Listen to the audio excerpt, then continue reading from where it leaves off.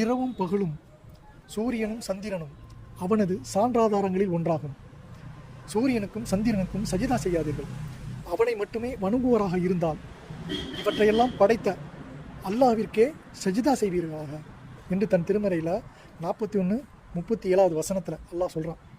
இப்போ இந்த சூரியனான டாபிக் நம்முடைய மக்கள் என்ன செய்கிறாங்க?